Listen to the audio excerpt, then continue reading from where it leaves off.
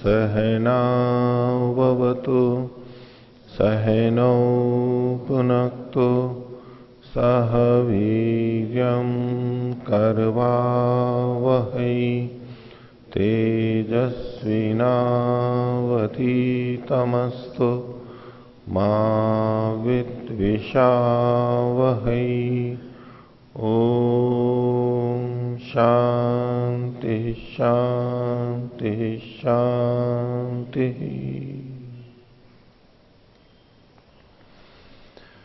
न्याय दर्शन की 5वीं कक्षा। न्याय दर्शन के प्रथम अध्याय के प्रथम आनेक के प्रथम सूत्र के समस्त भाष्य तक हमने पिछली कक्षा में देख लिया था। आज दूसरा सूत्र प्रारंभ करेंगे। पिछले पाठ में से किन्हीं को कुछ पूछना है तो पूछ सकते हैं। हाँ, विद्यार्थी। ओम। पृष्ठ संख्या 12। हाँ, दूसरा अनुच्छेद प्रारंभ से। हाँ। तर्को न प्रमाण संग्रहितो हो न प्रमाणांतरम। तो ये प्रमाणांतरम क्यों कहा है इसने यहाँ पर? प्रमाणांतर नहीं है। हाँ, प्रमाणांतर का मतलब तो ये होगा कि भिन्न प्रमाण। जैसे कि प्रत्यक्ष एक प्रमाण है तो अनुमान प्रमाणांतर होगा, यानी भिन्न प्रमाण। शब्द या आप्तोपदेश ये प्रमाणांतर होगा, अनुमान ये प्रमाणांतर होगा। ऐसे 4 प्रमाण माने, अथवा विस्तार करते हैं तो 8 प्रमाण माने जाते हैं। इसे कहते हैं प्रमाणांतर होना। तो तर्क कोई एक प्रमाण नहीं है, भिन्न प्रमाण नहीं है अपने आप में। क्योंकि प्रमाण जो होता है, जो प्रकर्ष रूप से मापन करता है, निश्चय करता है, उसको प्रमाण कहते हैं। ठीक है। प्रमीयते अनेन इति प्रमाणम। जिससे हम ज्ञान प्राप्त करते हैं, प्रकर्ष रूप से मान और ज्ञान प्राप्त करते हैं, उसको प्रमाण कहते हैं। तो तर्क अकेला अपने आप में निश्चित ज्ञान प्रदान नहीं करता, इसलिए उसको प्रमाणों के अंतर्गत नहीं लिया। तो ये प्रमाण से न तो प्रमाण में संग्रहित है, प्रमाणों में संग्रहित है मतलब कि ये जो कोई प्रमाण है इन्हीं में किसी में इसका अंतर्भाव कर दिया जाए। प्रमाण न, जो लिखा है ना, तर्को न प्रमाण संग्रहित हो न प्रमाणांतरम। प्रमाणों में संग्रहित है का मतलब है कि चलो तर्क को तो हम प्रत्यक्ष प्रमाण मान लेंगे, चलो तर्क को तो हम अनुमान प्रमाण में उसका अंतर्भाव हो जाता है। तर्क है प्रमाण और वो अनुमान में आ गया, तर्क है प्रमाण वो उपमान में आ गया। ऐसे किसी प्रमाण में समावेश भी नहीं किया जा सकता उसका, अर्थात इसको इस रूप में भी प्रमाण नहीं माना जा सकता। और न ही ये प्रमाणांतर है, भिन्न प्रमाण है इस रूप में। इसको दूसरे ढंग से यूं कहते हैं,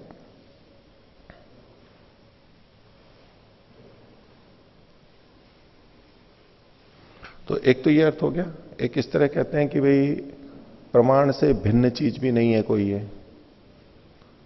वैसे प्रमाणांतर का मतलब भिन्न प्रमाण ही लिया जाएगा, लेकिन यूं कहते हैं न तो ये प्रमाण है न तो प्रमाण में संग्रहित है।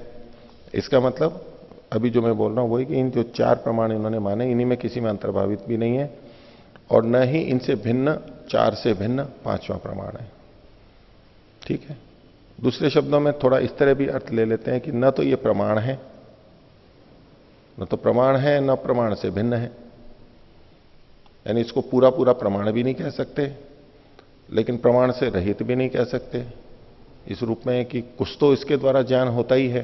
ये प्रमाण यानी ज्ञान करने में साधन बनता है, इसलिए कुछ सहायता देखते हुए इसको हम प्रमाण मानेंगे।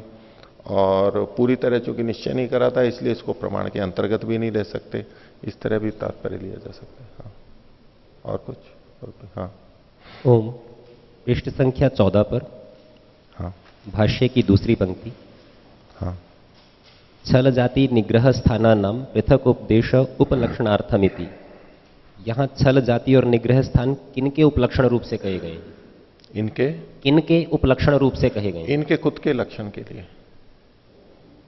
छल जाति निग्रह स्थानों का जो अलग उपदेश है ये इन्हीं के लक्षण बताने के लिए, इनकी परिभाषा बताएंगे और उनको ठीक ठीक तरह से निकटता से लक्षित करेंगे। उपलक्षण मतलब हो जाएगा उसको निकटता से ठीक ठीक लक्षित या संकेतित करने वाला कि छल क्या होता है, जाति क्या होती है, निग्रह स्थान क्या होता है, इनको स्पष्टता से बताने के लिए ये अलग से कथन किया गया है। नहीं तो वाद और जल्प में इनमें ही अंतर्गत आ जाते, क्योंकि ये वाद जल्प आदि के प्रकार हैं, बोलने का तरीका जो होता है उसी के अंतर्गत आ जाता है ये।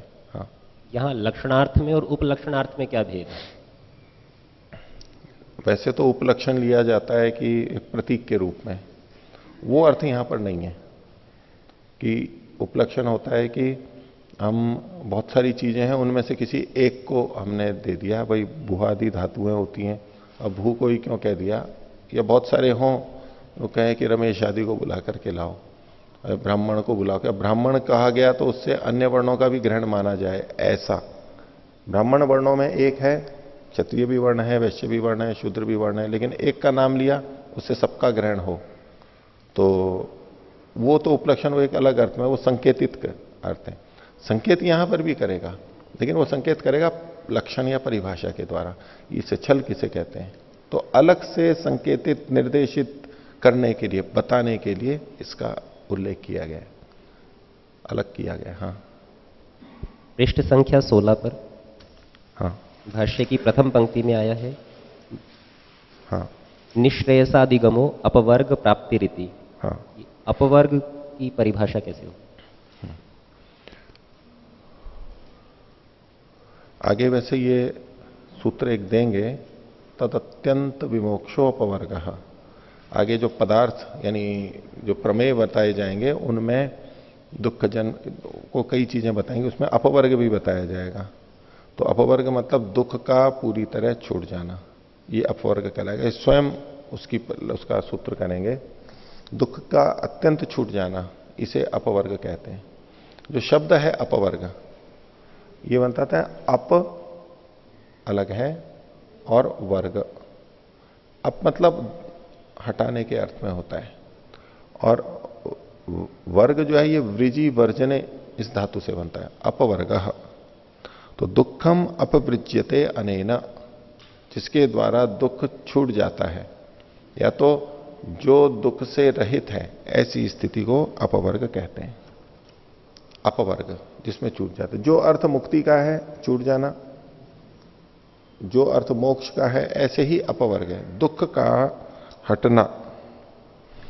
दूसरे शब्दों में कहें कि जो दुखों से पूरी तरह हटा हुआ है, यदि कर्म में प्रत्यय मानेंगे तो जो दुखों से हटा हुआ है, जिस स्थिति में दुख नहीं रहता है उसको अपवर्ग कहते हैं। और वैसे सामान्यतः जो शब्दकोश में अपवर्ग के अर्थ लेते हैं तो अपवर्गस त्याग मोक्षयो, त्याग अर्थ में भी अपवर्ग कहते हैं, त्याग को भी अपवर्ग कहते हैं और मोक्ष को भी अपवर्ग कहते हैं। दो चीजें ये हो गई। क्रियावसाने साफल्य, क्रिया का अवसान यानी समाप्ति जब होती है उसको भी अपवर्ग कहते हैं। जैसे कि आख्यात के लिए कहा जाता है, क्रियावाची शब्द होते हैं पठती पचती आदि, तो आरंभ से लेके अपवर्ग पर्यंत, ये वहां पर वचन आता है, मीमांसा में भी जो आया था, उपक्रम प्रभृति अपवर्ग पर्यंतम। तो वहां अपवर्ग शब्द क्रिया की समाप्ति के अर्थ में है, क्रिया की समाप्ति अपवर्ग। यहां भी अगर लगाना चाहें क्रिया की समाप्ति तो हो सकता है कि जब हमारे कर्मों की समाप्ति हो जाती है, शरीर धारण करके जो हम विविध कर्म करते हैं उसकी समाप्ति, शरीर ही नहीं रहा, अब उसको वहां इस तरह से कुछ कर्म करने की, पुरुषार्थ करने की जरूरत नहीं है। अभी तो हमें सब चीजों के लिए कुछ ना कुछ करना होता है, अपने जीने के लिए, भोग के लिए करना पड़ता है। जब मुक्ति में चले गए तो वहां पर सब छूट जाता है, कर्म हट जाता है, क्रिया की समाप्ति हो जाती है। उस समय न पाप बनता है न पुण्य बनता है, लेकिन मुख्य इसका अर्थ है दुखों से छूट जाना। इसी तरह से साफल्य में भी अपवर्ग शब्द का प्रयोग होता है। भी कोई सफल हो गया ना पूरी तरह, कृतार्थ हो गया, चरितार्थ हो गया, जैसे मुक्ति के लिए भी कहा जाता है, जीवन मुक्ति के लिए कि कृतकृत्य हो गया, जो करना था वो कर लिया, जीवन की सफलता हो गई। प्राप्तम प्रापणीयम, जो पाना था वो पा लिया, ये सफलता की सबसे ऊंची स्थिति है। जो कुछ पाना था वो पा लिया, अब कुछ पाने को शेष नहीं बचा है। अंतिम सफलता, उसके लिए भी यहां अपवर्ग, या किसी भी सफलता के लिए भी अपवर्ग शब्द का प्रयोग किया जाता है। तो यहां दुखों की निवृत्ति की दृष्टि से अपवर्ग का होता है। वृचि वर्जन, वर्जन कहते हैं जैसे छोड़ने के, जब ये स्थान धूम्रपान से वर्जित है, ये गलत, ये कर्म वर्जित कर्म है, ये ग्राह्य है, तो जिसमें हट जाता है, दुख हट जाता है। हाँ बोलिए। ओ पृष्ठ संख्या 12, भाष्य में नीचे से दूसरी पंक्ति है।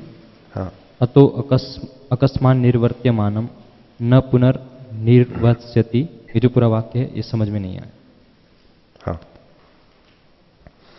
देखिए, ये जो पीछे जो तर्क को ये बता रहे थे, ठीक है, तर्क कि ये जन्म कृतक हेतु वाला है अथवा अकृतक हेतु वाला है अथवा आकस्मिक है, ये तीन बातें पूछी थी, प्रश्न किया था, उसमें ऊहापोह कर रहे हैं। तो अगर ये आकस्मिक है, आकस्मिक का मतलब है अहेतुक है, बिना कारण के है। जो कृतक है या अकृतक है, वहां दोनों जगह हेतु था। कृतक हेतु का मतलब है अनित्य हेतु, और अकृतक हेतु का मतलब है नित्य हेतु। हेतु तो वहां दोनों जगह है, लेकिन आकस्मिक का मतलब हुआ जहां कुछ कारण ही नहीं माना जा रहा। भाई जन्म कैसे हुआ, बस हो गया, कैसे हो गया, उसका कोई कारण नहीं है। तो अगर हम इसको आकस्मिक माने, इसलिए आपने जो पूछा उसके पीछे क्या, अथ आकस्मिकम, अगर बिना कारण के ये है, ऐसे अपने आप हो गया, तो अथो अकस्मात निर्वर्त्यमानम, आकस्मिक रूप से बिना कारण के होता हुआ निर्वर्त्यमान, कौन, ये जन्म या तो ये शरीर, न पुनर्निवर्त्यति, फिर ये हटेगा ही नहीं। जन्म मरण का चक्र है, ये कभी छूटेगा नहीं। एक बार जन्म मरण के चक्र में पड़ गए तो फिर छूटेगा नहीं। शरीर तो हमें दिखता ही है, नष्ट होता है, इसमें तो कोई दो राय नहीं, प्रत्यक्ष है ये तो। लेकिन फिर जन्म, फिर मृत्यु, फिर जन्म, ये जो जन्म मरण का चक्र है, ये कभी भी नहीं जाएगा। क्यों नहीं जाएगा, क्यों नहीं हटेगा, तो उसके लिए कारण बता रहे हैं। निवृत्ति कारणम नोपपद्यते तेन जन्म अनुच्छेदयति, इसकी निवृत्ति का कारण, हटने का कारण हो नहीं पाएगा। निवृत्ति का कारण क्या है, जो भी होता, अगर कोई कारण होता तो हमें पता लगता है कि इसके कारण से उत्पन्न हुआ है, तो उसके हटने से ही हटेगा, ये हमें कोई स्पष्ट होता। इसका कोई कारण ही नहीं है तो इसको हटाएंगे किसको। तो कहें जी मुक्ति को प्राप्त करो, वे क्या करें मुक्ति प्राप्ति के लिए, जन्म मरण के चक्र से छूटने के लिए करेंगे क्या, करने को क्या है, योगाभ्यास करेंगे। क्यों करेंगे योगाभ्यास, क्यों करेंगे, अब बताओ। जिस पक्ष में, इस कल्पना करना, जिस पक्ष में जन्म का कारण कुछ भी नहीं है, आकस्मिक है, तो उसमें इससे छूटने के लिए क्या करना होगा हमारे को। आप कुछ भी करोगे, आप कहो कि जी कर्म करेंगे, आप कहोगे कि पढ़ेंगे, आप कहोगे कि साधना करेंगे। भाई वो क्यों कर रहे हो आप साधना, अध्ययन क्यों कर रहे हो मुक्ति से प्राप्ति के लिए, जन्म मरण के चक्र से छूटने के लिए ये क्यों कर रहे हो, तो क्या उत्तर है उसका, नहीं दुखों से छूटने के लिए। तो आपको क्या, कैसे पता लगा कि दुखों का कारण क्या है जिससे आप छूट रहे हो, नहीं जन्म मरण के चक्र से क्यों छूटना चाह रहे हैं, और उसके लिए हम क्या करेंगे। अगर ये जन्म मरण बिना कारण के है, बिना कारण के है, तो क्या हटाएंगे। ओके, किसी को रोग हो गया, ऐसा कैसा उदाहरण ले लीजिए, भाई रोग है, रोग का कारण क्या है, रोग का तो कोई कारण ही नहीं पता लग रहा है, तो फिर चिकित्सा क्या करोगे, कारण ही नहीं पता तो आप करोगे क्या। कारण पता हो तो उसको, कारण को हटाएंगे। तो जब कारण नहीं पता है, हम मुक्ति की प्राप्ति करेंगे तो किसी प्रयत्न से करनी पड़ेगी, कुछ प्रयत्न करना पड़ेगा, कुछ मेहनत करनी पड़ेगी। अब जब कारण ही नहीं पता है तो हम मेहनत क्या करेंगे, कोई मेहनत नहीं करेंगे, भाई कुछ समझ में ही नहीं आ रहा करें क्या इसके लिए, कारण ही नहीं पता है। और जब मेहनत कुछ नहीं करेंगे, प्रयत्न कुछ नहीं करेंगे, तो मुक्ति भी नहीं होगी, यानी जन्म मरण का चक्र छूटेगा नहीं, चलता रहेगा। इसलिए अगर अहेतुक है, आकस्मिक है, तो बस चलता रहेगा वो। हाँ, उसमें एक तर्क कर सकता है कोई कि भाई आकस्मिक है और कभी हटेगा तो अकस्मात ही हट जाएगा फिर, बिना कारण आया और बिना कारण हट जाएगा, इतना तो कह सकते हो। लेकिन किसका कब हटेगा ये कुछ नहीं पता। जो ब्रह्म से जीव की उत्पत्ति मानते हैं कि ब्रह्म का ही टुकड़ा जीव है और उसने शरीर को धारण किया, उनसे पूछो क्यों हुआ ये, क्यों हुआ? बोले जी अविद्या ने ग्रसित कर लिया था ब्रह्म को, उतने अंश को। ये भी विद्या युक्त है ब्रह्म, अज्ञान नहीं है, लेकिन उसको अविद्या ने ग्रसित कर लिया था। ये अविद्या ने ग्रसित क्यों कर लिया? जब ज्ञान है वहां अविद्या कैसे आ सकती है? और उतनी उसी अंश को क्यों ग्रसित किया, उसमें क्या कारण है? और ठीक है यदि कर लिया यदृच्छया, यदृच्छया मतलब बस जैसे किसी का भी कुछ भी हो गया, अविद्या आई और उसने ब्रह्म के किसी अंश को ग्रसित कर लिया और उसके कारण से ये जन्म हो गया, तो फिर ठीक है, फिर हटाने के लिए हमें कुछ करने की भी जरूरत नहीं है, यदृच्छा ही हट जाएगा वो। फिर अगर हटना भी होगा तो हमें करने की क्या बात है? हमारा कारण ही नहीं है भाई, अपने आप हो गया, अपने आप हटेगा जब हट जाएगा, कुछ पता ही नहीं है। तो चिकित्सक भी कई बार यही करते हैं ना, जब कोई कारण पता नहीं लगता है तो कहते थोड़े दिन देखो कुछ भी दे देंगे उसको, दर्द है तो दर्दनाशक दे देंगे, लक्षणों की चिकित्सा करेंगे और थोड़े दिन बाद में तो अच्छा थोड़े दिन बाद में आना। उसको डॉक्टर चिकित्सक को खुद कारण नहीं पता है, कुछ दिन छोड़ते थे भैया पता नहीं हो गया होगा किसी तरह, कुछ दिनों में अपने आप ठीक हो जाएगा, अपने आप ही हो जाएगा। तो उसमें करने को कुछ नहीं रहता है हमारे को, तो संतोष के लिए देने के लिए कुछ कर देते हैं वहां, बाकी कुछ नहीं। आया है अपने आप, आया तो अपने आप ही चला जाएगा। ठीक है, और पूछिए। ओ क्या जी, जो हेत्वाभास है ये सप्रयोजन है अथवा नहीं? हेत्वाभास हर चीज सप्रयोजन है। सभी प्राणी, सभी प्राणियों की क्रियाएं सप्रयोजन है, जाने या अनजाने। हेत्वाभास जानबूझ के भी दिए होता है और अनजाने में भी होता है। लेकिन हेत्वाभास मतलब जिसको वो हेतु समझ रहा है, बोलने वाला तो हेतु समझ के बोल रहा है, अगर अज्ञानता में बोल रहा है, जानबूझ के कर रहा है तो वो तो भी हेत्वाभास हो सकता है। तो जो अनजाने में बोल रहा है तब तो वो हेतु ही है, उसकी दृष्टि में हेतु ही है, और हेतु अपने पक्ष को सिद्ध करने के लिए दिया जाता है। और अगर वो जानबूझ के हेत्वाभास भी प्रयोग कर रहा है, पता है कि ये हेत्वाभास है, गलत हेतु है, तो भी जीतने के लिए हेतु दे रहा है वो अपने पक्ष की पुष्टि के लिए, तो अपना पक्ष की पुष्टि, अपने पक्ष को जिताना, ये प्रयोजन है। निष्प्रयोजन कुछ भी नहीं है, सब प्रयोजन होगा वो भी। यूं नहीं कह सकते, आपके मन में संदेह क्यों आया ऐसा कि हेत्वाभास का भी क्या कोई प्रयोजन है? हेत्वाभास का तो कोई प्रयोजन होना नहीं चाहिए, ऐसा आपके मन में था, क्यों ऐसा आया? हेत्वाभास का क्यों नहीं प्रयोजन होना चाहिए? क्योंकि वो गलत है। गलत चीज क्यों बोलेगा कोई व्यक्ति? गलत चीज क्यों बोलेगा? हेत्वाभास तो गलत है, कोई अच्छी चीज बोले, अच्छा हेतु दे, वो अपने जीत के लिए है। हेत्वाभास को आप प्रयोग करके कोई हारेगा क्यों? हारना क्यों चाहेगा कोई? भाई हेत्वाभास जो क्या है, गलती है, और गलती है पकड़ी जाती है वो निग्रह स्थान है, यानी पराजय का हेतु बनेगा। तो जानबूझ के कोई क्यों अपनी पराजय चाहेगा? कोई पराजय नहीं चाहता है ना, अपनी पराजय कोई नहीं चाहता है ना।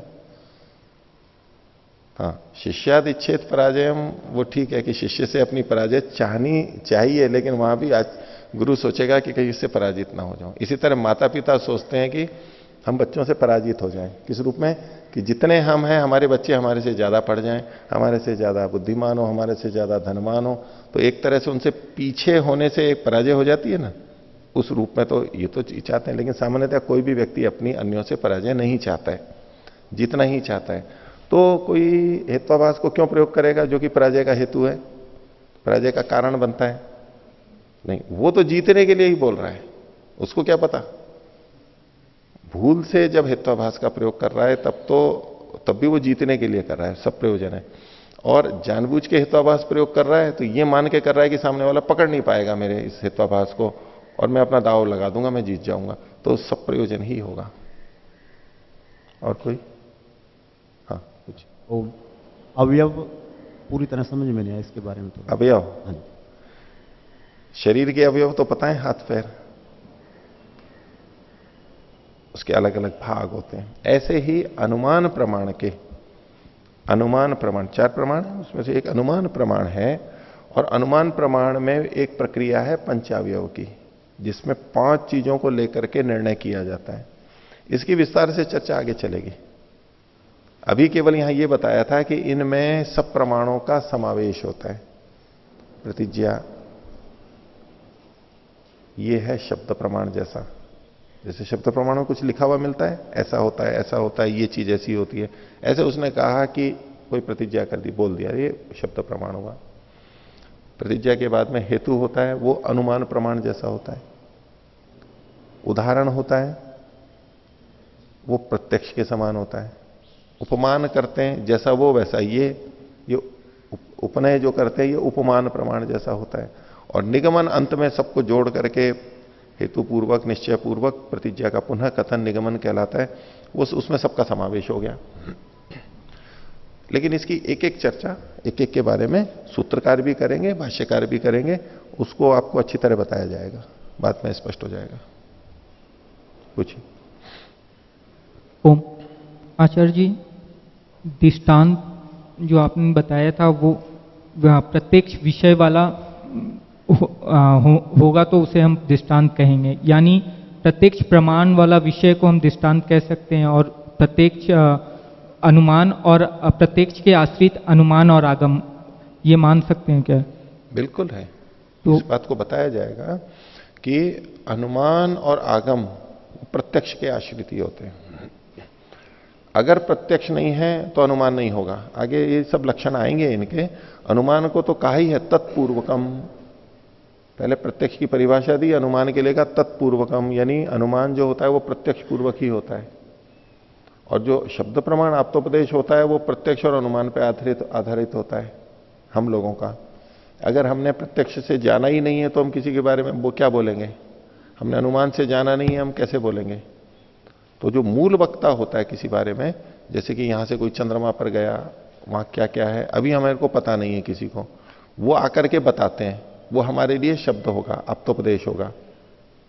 तो उनका जो आप्तोपदेश है, वो जो बोल रहे हैं, उसका आधार क्या है? वहां जो उन्होंने देखा है, वो गए हैं, देखा है, छुआ है, परीक्षण किए हैं, कुछ अनुमान किया है, उसके आधार पे जो उनको ज्ञान उत्पन्न हुआ, उस ज्ञान को जब वो वाणी से हमें बोलते हैं या लिखते हैं, अब हमारे लिए वो शब्द प्रमाण हो गया। तो ये बिल्कुल ठीक है कि शब्द प्रमाण और अनुमान भी, सब प्रमाण प्रत्यक्ष पे आश्रित है। प्रत्यक्ष अगर नहीं है तो अनुमान भी नहीं होगा, और प्रत्यक्ष नहीं है तो आप्तोपदेश भी उत्पन्न नहीं हो सकता है। हाँ। आचार्य जी, पृष्ठ संख्या 8, हाँ, भाष्य की चौथी पंक्ति, इसमें इन्होंने लिखा है कि प्रत्यक्ष और आगम आश्रित हैं अनुमान के।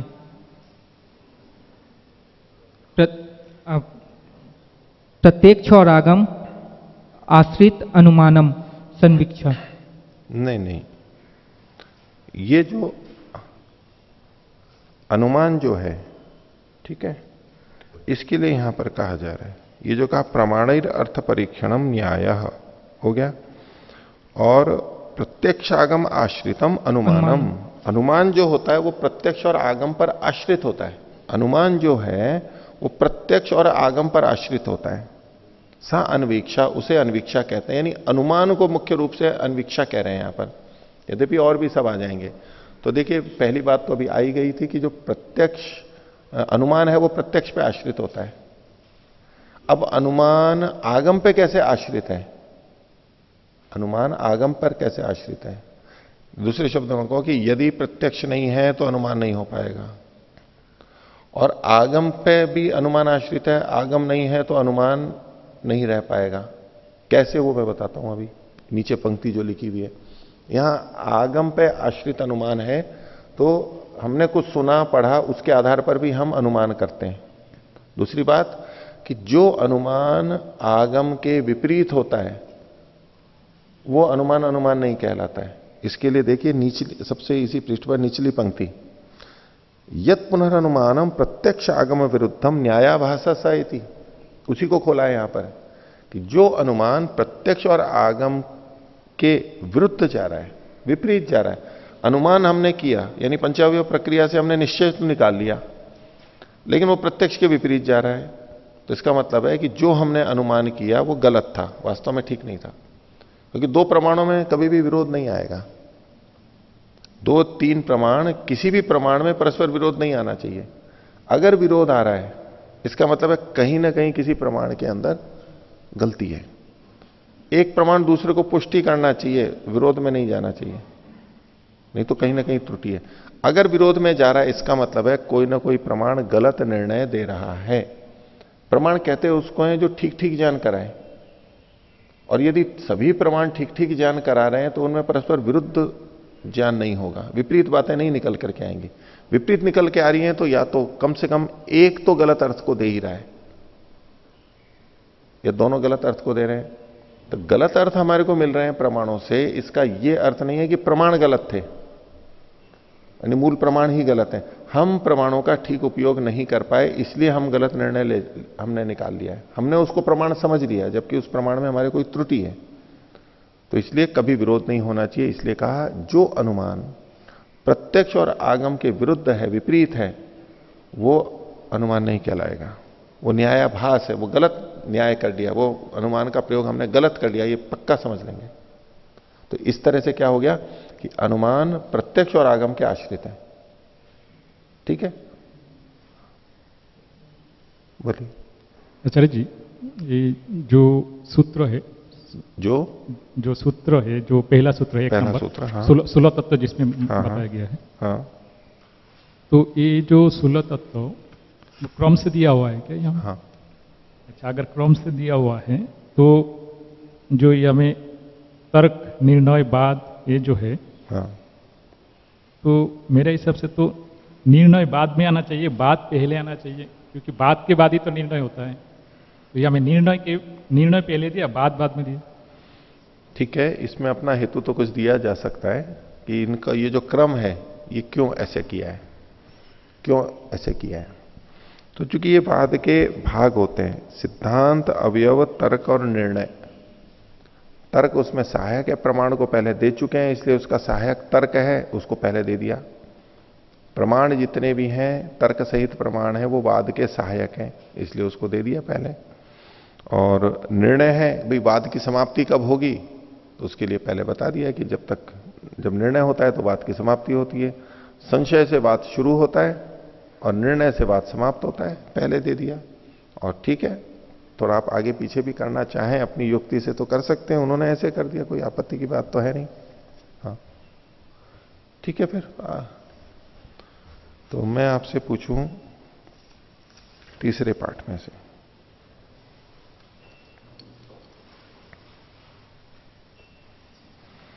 तीसरे दिन का पाठ हमारा पृष्ठ 8 से चला था।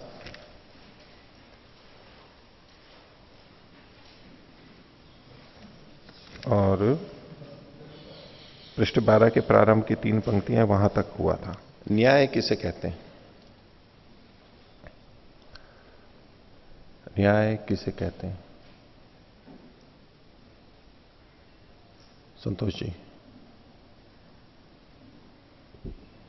प्रमाणों से अर्थ का यथार्थ परीक्षा करना को न्याय कहते हैं। प्रमाणैर अर्थ परीक्षणम न्याय, प्रमाणों से अर्थ की, विषय की परीक्षा करना न्याय कहलाता है। ठीक है,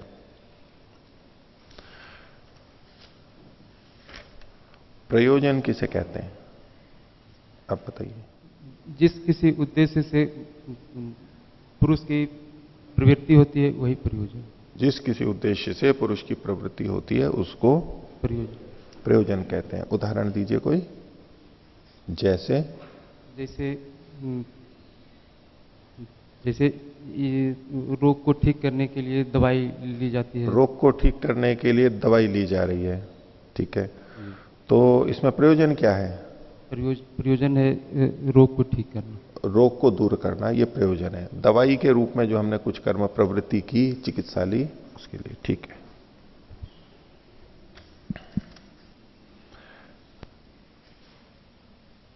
पांच अवयव कौन कौन से हैं? 5 अवयव कौन कौन से हैं? जी बताइए, माता जी बताइए। प्रतिज्ञा, हेतु, उदाहरण, उपनय, निगमन। निगमन। तो इन्होंने एक बात कही कि तेषु प्रमाण समवाय, इनमें 5 अवयवों में प्रमाण का समवाय है। इकट्ठे रहते हैं प्रमाण। कैसे रहते हैं ये योगेंद्र जी? प्रमाणों का समवाय इन अवयवों में कैसे है, इसे क्या कहना चाहते हैं बोलो? उधर मत देखिए, मैं ये नहीं पूछना चाह रहा हूं कि आपको पता है या नहीं कि पुस्तक में किस जगह लिखा हुआ है। आपने समझा है या नहीं समझा है वो आगे दो, इनको बताइए। जो प्रतिज्ञा है वो आगम से जोड़ी जाएगी, और जो हेतु है वो अनुमान से, और उदाहरण प्रत्यक्ष से, और उपनय है वो उपमान से। उपमान से जुड़ेगा, ठीक है। अच्छा ये बताइए वितंडा किसे कहते हैं? तीन चीजें, वाद, जल्प और वितंडा। वितंडा किसे कहते हैं? वितपाल जी। जो प्रमाता दूसरे पक्ष का खंडन करे और अपने पक्ष को स्थापित न करे। अपने पक्ष की स्थापना न करना लेकिन दूसरे के खंडन में लगे रहना, उसे वितंडा कहते हैं। ठीक है, तो वितंडा का प्रयोजन क्या हुआ? वितंडा क्यों कर रहा है वो व्यक्ति? उसको अपने पक्ष की स्थापना तो करनी ही नहीं है। अपने पक्ष की स्थापना करनी होती तो प्रतिज्ञा को बोलता, वो तो है। तो वितंडा कैसी हुई? उसका कोई प्रयोजन ही नहीं हुआ। बताइए बालकृष्ण जी, वितंडा का प्रयोजन होता है या नहीं होता है? प्रयोजन होता है। होता है प्रयोजन, दूसरे को निग्रह स्थान करने के लिए, हराने के लिए। दूसरे को हराने के लिए, दूसरे को खंडित करना, ये उसका प्रयोजन होता है। अच्छा, और वो कहे कि नहीं मैं दूसरे का खंडन नहीं करना चाहता हूं, तो वो ना तो उसने अपनी प्रतिज्ञा रखी है। ठीक है, जैसे कि वितंडा के लक्षण में आता है कि अपनी प्रतिज्ञा बात को रखता है, वो भी नहीं रखी है, और कहे नहीं मेरा खंडन करना प्रयोजन नहीं है। तो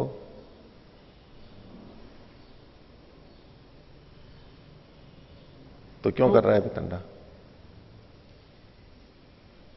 वो क्या प्रयोजन नहीं है? आप बोलो। उसका प्रयोजन नहीं है तो वैतंडिक कहलाता है। प्रयोजन नहीं है तो वैतंडिक। वैतंडिक है, वैतंडिक है, प्रयोजन नहीं है तो नहीं। वितंडा का तो ये मुख्य अर्थ ये हो गया ना, जिसने अपनी प्रतिज्ञा को नहीं रखा है वो वैतंडिक कहलाएगा, वितंडा कर रहा है। और उसका कोई प्रयोजन नहीं है यदि, तो टाइम पास हो रहा है। टाइम पास हो रहा है, समय बिता रहा है, तो ये भी तो एक प्रयोजन हो गया। अब वो रेल के अंदर मूंगफली बेचने वाले बोलते हैं टाइम पास, टाइम पास यानी पेट नहीं भरना है और न कोई स्वाद लेना है। बोले ठीक है बैठे हो तो खाते रहो, समय निकल जाएगा, नहीं तो रेल यात्रा पूरी कैसे होगी। वो भी अपने आप में प्रयोजन होगा। तो कुछ ना कुछ प्रयोजन तो रहेगा ही। यदि वो ये कहता है कि कोई प्रयोजन नहीं है, तब क्या कहेंगे उसको? अनर्थक प्रलाप कर रहा है, न लौकिक है न परीक्षक है, व्यर्थ है। अगर यूं कह दे कि नहीं कुछ भी नहीं है जी, वैसे ही बस, तो वो किसी कोटि में नहीं आता है।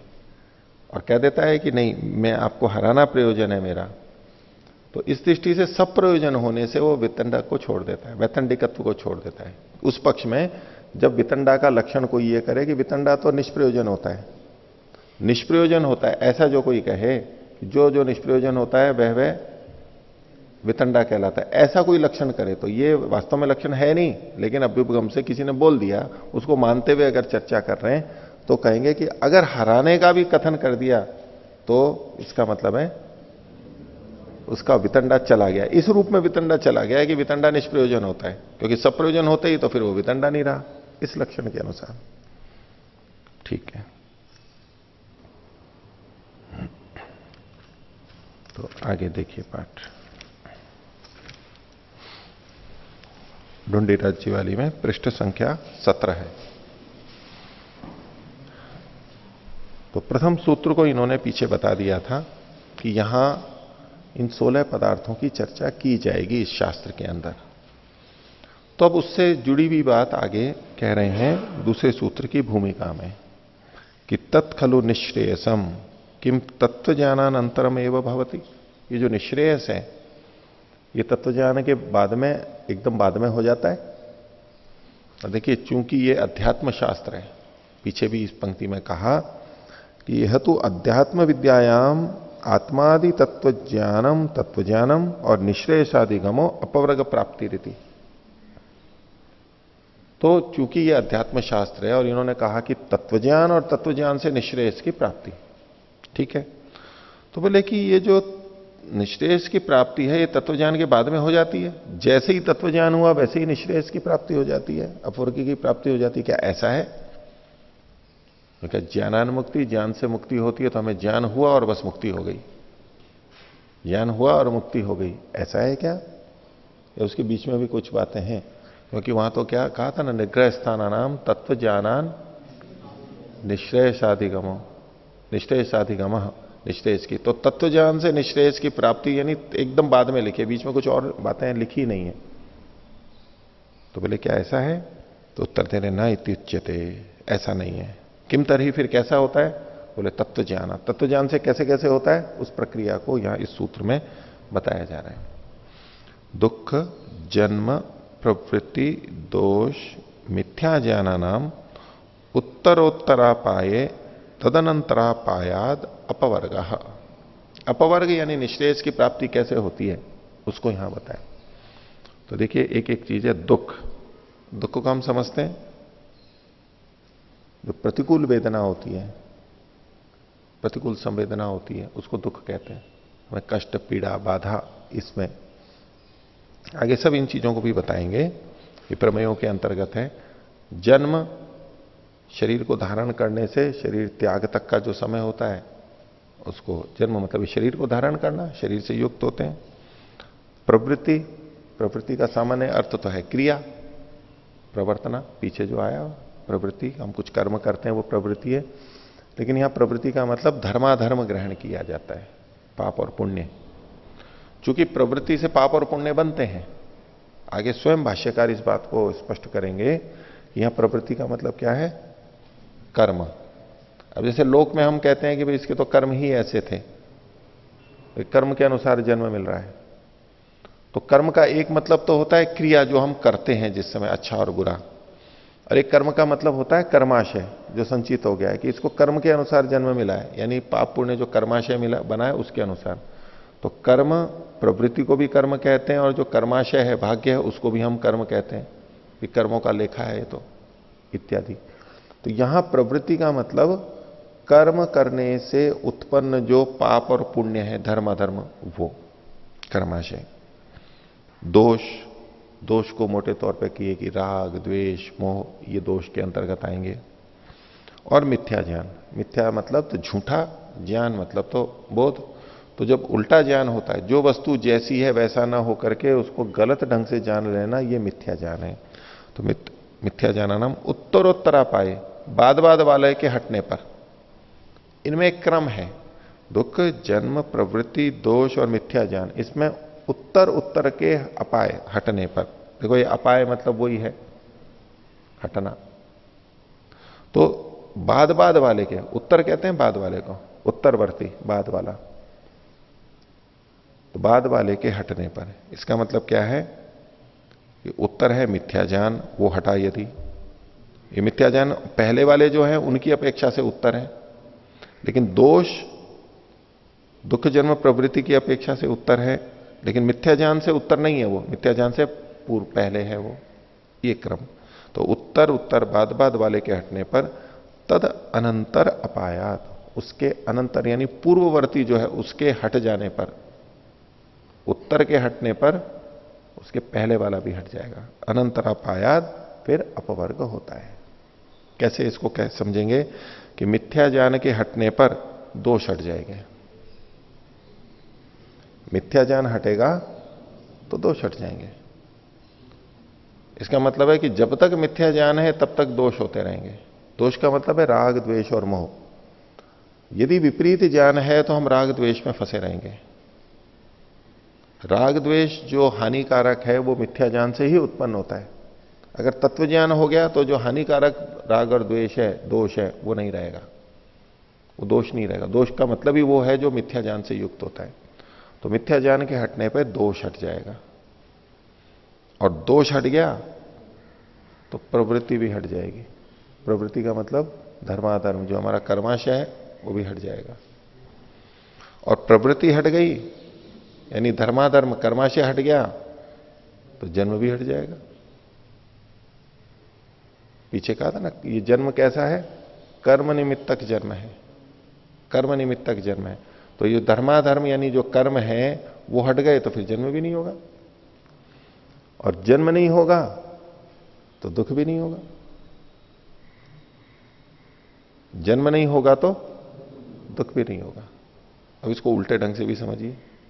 एक तो अभी हमने क्या देखा, मिथ्या ज्ञान के हटने पे दोष हटेगा, दोष के हटने पे प्रवृत्ति हटेगी, प्रवृत्ति के हटने पे जन्म हटेगा, और जन्म के हटने पे दुख हटेगा।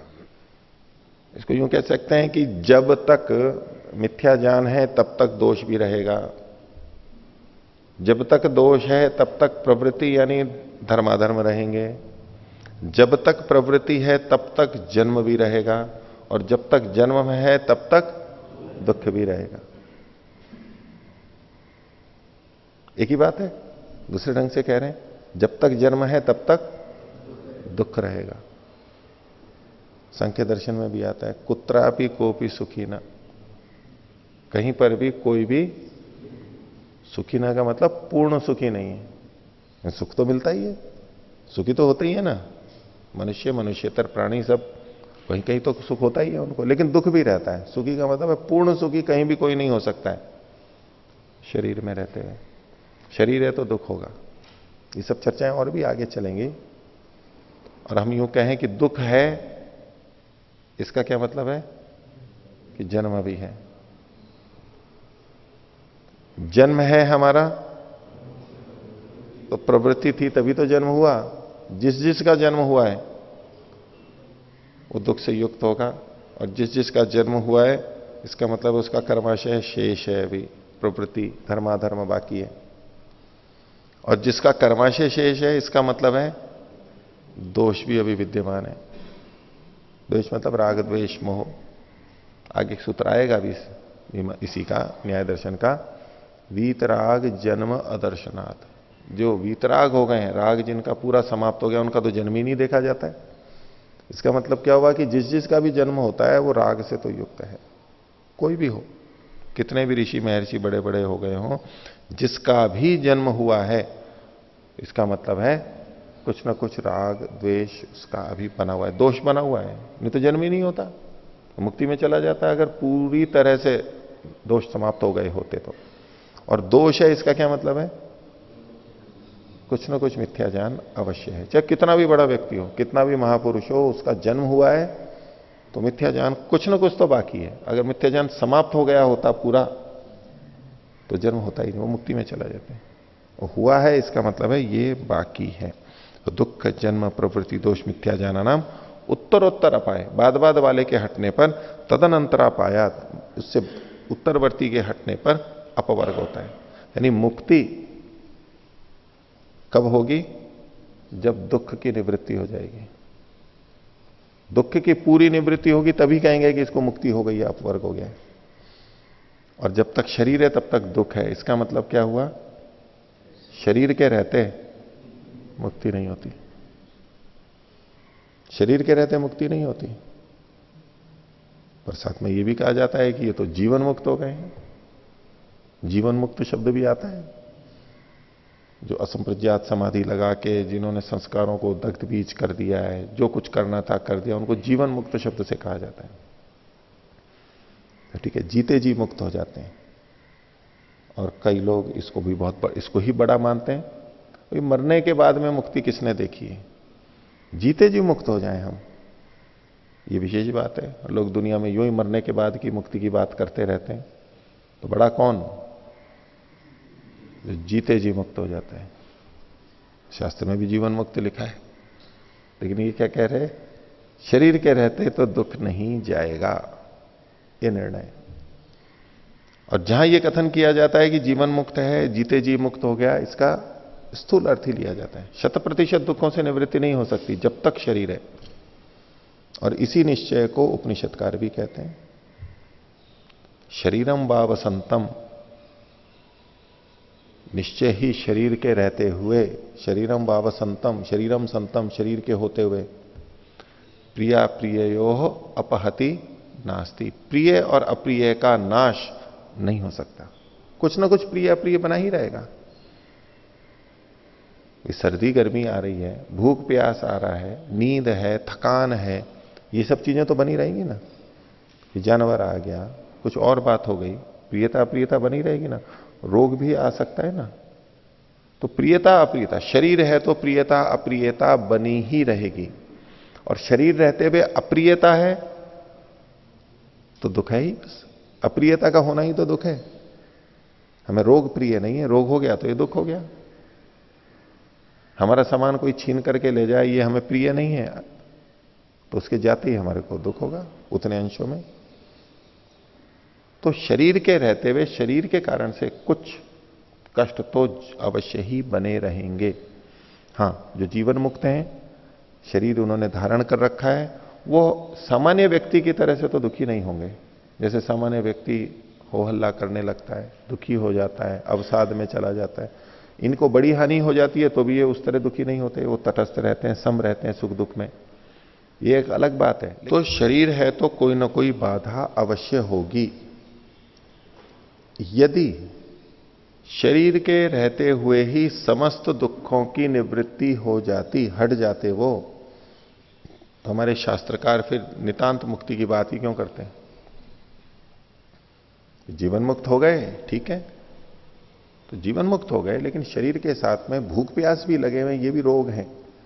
आयुर्वेद में इनको भी रोग माना गया है। भूख और प्यास भी रोग है, बुढ़ापा भी रोग है। बुढ़ापा भी अपने आप वैसे रोग नहीं है कोई, यानी कोई बुखार नहीं है, ना खांसी है, ना जुकाम है, ना उल्टी है, ना दस्त है, ना कैंसर है, ना हृदय रोग है, ऐसा नहीं। जिनके शरीर अच्छे हैं उनकी बात कर रहा हूं।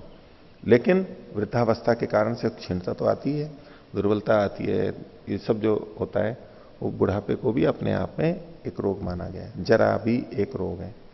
तो शरीर के रहते ये चीजें तो होंगी, इसलिए इस रूप में तो रोग या दुख कम से कम इतना तो रहेगा ही।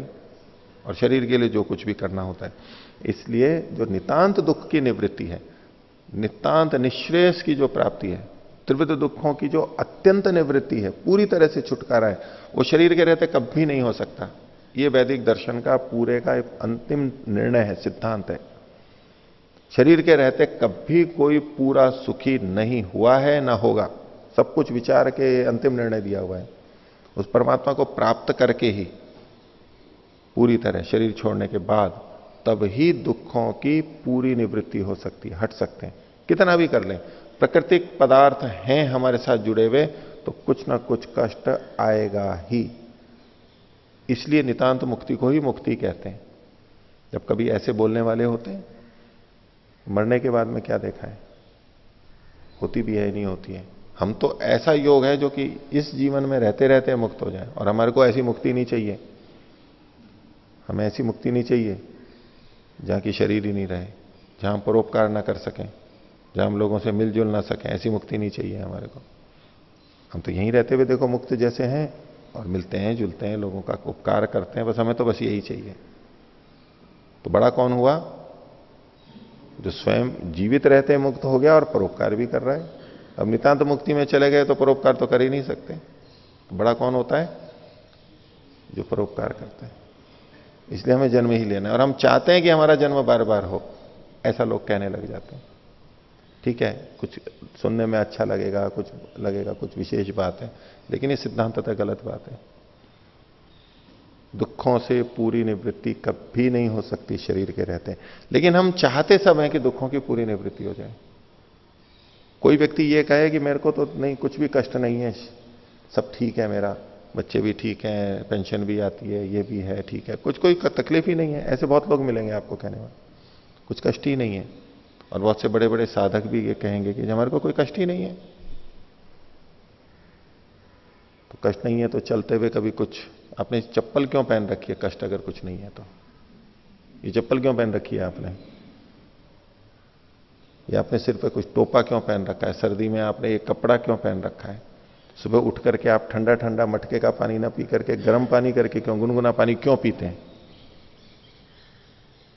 भोजन करने के लिए क्यों जाते हैं? अगर कोई कष्ट ही नहीं है तो ये सब क्रियाएं क्यों होती हैं? ये सब कष्ट की निवृत्ति के लिए होती है ना। मन को कष्ट होता है, पीड़ा होती है। चिकित्सा के लिए क्यों जाते हैं? आप छत के ऊपर से कूद क्यों नहीं जाते नीचे? कोई कष्ट ही नहीं होता है, लेकिन नहीं कूदेंगे, और कूदना भी नहीं चाहिए। बुद्धिमानी इसमें तोड़ने की छत के ऊपर से कूद जाए। तो ये सब चीजें बताती हैं। मच्छरदानी क्यों लगा रखी है? मच्छरदानी लगाएंगे ना कभी, मच्छर होंगे या तो ऑल आउट या कुछ भी लगा रखा। भाई मच्छर ये क्यों लगा रखा है आपने? मुझे आपको कोई दुख होता ही नहीं है, पूर्ण दुखों की निवृत्ति हो गई है, तो इसकी आवश्यकता क्या है आपको? क्यों कर रहे हैं आप? तो कुछ ना कुछ दिक्कत होती है। आप स्नान क्यों कर रहे हैं? आप अपने कपड़े क्यों धो रहे हैं? आपको गंदे कपड़े से भी कुछ नहीं होगा, आपको शरीर कितना भी गंदा हो तो भी कोई दिक्कत नहीं होगी। अर्थात इन सबका हमारे पे प्रभाव पड़ता है। ये कष्ट हैं, बाधा हैं, कुछ ना कुछ हैं। वैसे विचलित नहीं होते, लेकिन बाधा तो है, इसलिए हम उनको हटाते हैं, शुद्धि करते हैं, ये करते हैं, वो करते हैं, सब चीजें करते हैं। तो इसलिए ये जो सूत्र कहा गया वैदिक रीति से कि दुख जन्म प्रवृत्ति दोष मिथ्या जाना नाम उत्तरोत्तरा पाए तदनंतरा पायाद अपवर्ग, इस प्रक्रिया से गुजरना होगा। देखिए इसको आप खोल रहे हैं अत्सैन जी कि तत्र आत्मादि अपवर्ग पर्यंत प्रमेये मिथ्या ज्ञानम अनेक प्रकारकम प्रवर्तते। अब ये जो मिथ्या ज्ञान है, तो मिथ्या ज्ञान किसका होगा? कोई ना कोई प्रमेय होगा, उसी का ही तो मिथ्या ज्ञान होगा। जैसे कोई ज्ञान होता है वो प्रमेय का होगा, प्रमाण के द्वारा प्रमेय का ज्ञान हम करते हैं। वो जो ज्ञान होता है वो प्रमिति है, ज्ञान है, वो किसका होगा? प्रमेय का होगा। तो जो मिथ्या ज्ञान होगा वो भी किनका होगा? प्रमेयों का होगा। तो यहां इन्होंने कहा आत्मा आदि, आत्मा से लेके अपवर्ग पर्यंत, आगे सूत्र आने वाला है जिसमें प्रमेयों की गणना की है। 12 प्रमेय माने गए हैं, उसमें पहला प्रमेय है आत्मा और अंतिम 12वां प्रमेय है अपवर्ग। उसकी तरफ संकेत करते हुए कह रहे हैं कि आत्मा जिसमें आदि है पहला है और अपवर्ग जिसमें अंत में है, उन प्रमेयों का मिथ्या ज्ञान अनेक प्रकार का वर्तते, अनेक प्रकार का मिथ्या ज्ञान होता है उनके बारे में। कैसे होता है उसको यहां पर कुछ उदाहरण के रूप में खोल करके बता रहे हैं। आत्मनि तावत, देखो आत्मा के विषय में क्या मिथ्या ज्ञान हो सकता है? नास्ति थी, आत्मा है ही नहीं, ये सोचना है, ये आत्मा के बारे में मिथ्या ज्ञान है, क्योंकि आत्मा है और वो सोच रहा है कि नहीं है। अनात्मनि आत्मेति, अब वो कोई व्यक्ति आत्मा तो मानता है लेकिन जो आत्मा नहीं है उसको आत्मा मान लिया उसने। पहला तो वो था जिसने आत्मा को माना ही नहीं था, ये भी मिथ्या ज्ञान हो गया। और दूसरा व्यक्ति आत्मा को तो मानता है लेकिन जो आत्मा नहीं है उसको भी आत्मा मान लेता है। ये जड़ वस्तु है, ये भी बोले आत्मा है, हर चीज को आत्मा मान लेगा, ये भी मिथ्या ज्ञान है। तो जो नहीं है उसको भी मान लेना, ये मिथ्या ज्ञान का एक तरीका है। होते हुए नहीं मानना, ये मिथ्या ज्ञान है, और नहीं होते हुए मान लेना, ये भी मिथ्या ज्ञान है। आगे दुखे सुखमिति, जो दुख है उसमें सुख मान लेना। इस संसार में कितने सुख हैं? बहुत सारे सुख हैं। घर में रहते हैं, कितना सुख है? परिवार में बहुत सुख है ना, तभी तो घर में रहते हैं। बच्चे, पोते, नाती, मिलना जुलना, इष्ट मित्र, खाना पीना, सब सुविधाएं, कितना सुख है। ऐसे आश्रम वाले भी समझते हैं, देखो कितनी शांति है, ये है वो है, एकांत में रहते हैं, कोई झंझट नहीं, घर वाला आराम से रहते हैं, यहां भी सुख है। तो लेकिन दुख तो वहां पर भी होता है, लेकिन उसको सुख मान लेता है वो। तो दुख में सुख समझ लेना, सांसारिक विषयों के दुख में, जो कि दुख है अंततः, थोड़ा तो सुख होता है लेकिन उसमें दुख भी है। तो जो दुख है पूर्ण सुख नहीं है उसको भी सुख समझ लेना। अनित्य नित्यमिति, जो वस्तुएं नाशवान है उनको नित्य समझ लेना, हमेशा बना रहने वाला समझ लेना। अत्राणे त्राणमिति, जिसमें हमारी रक्षा नहीं है, त्राण नहीं है, उसको समझ लेना कि ये इसमें मेरी रक्षा है। हमारी रक्षा किसमें? पुलिस वाले के पास चले गए तो रक्षा, ठीक है, एक अंश में रक्षा हो सकती है। माता पिता के पास छोटा बच्चा आ गया, रक्षा एक अंश में रक्षा है, पूरी नहीं है। लेकिन हम उसी को समझ लेते हैं, हाँ अब मैं पूरा रक्षित हो गया हूं। न पूरी रक्षा तो परमात्मा के पास में है। तो अत्राणे त्राणमिति, सभय निर्भयमिति, जो भय से युक्त है उसमें निर्भयता का भाव हो गया। बस अब कोई चिंता नहीं, पूरी तरह से निश्चिंत हो गए। था तो भय से युक्त लेकिन उसको निर्भय समझ लिया। जुगुप्सिते अभिमतमिति, जो जुगुप्सित कहते हैं जो निंदित है, घृणित है, ग्लानि पैदा करता है मन में, उसको अभिमत, चाहने वाला, इच्छित, अच्छा समझ लिया, शुद्ध समझ लिया। जुगुप्सित मतलब अशुद्ध भी कहते हैं, जो अशुद्ध है उसको शुद्ध समझ लिया। हातव्य अप्रतिहातव्यमिति, जो छोड़ने योग्य है, हातव्य त्याग, ओहाक त्यागी, छोड़ने योग्य है उसको उसने समझ लिया कि ये छोड़ने योग्य नहीं है, इसको तो रखना चाहिए। अप्रतिहातव्यमिति, जैसे घरों में कई बार होता है ना, मतलब कोई चीज है नहीं रख लो कभी तो काम आएगी, इसको भी रख लो, भाई काम आएगी, काम की चीज है।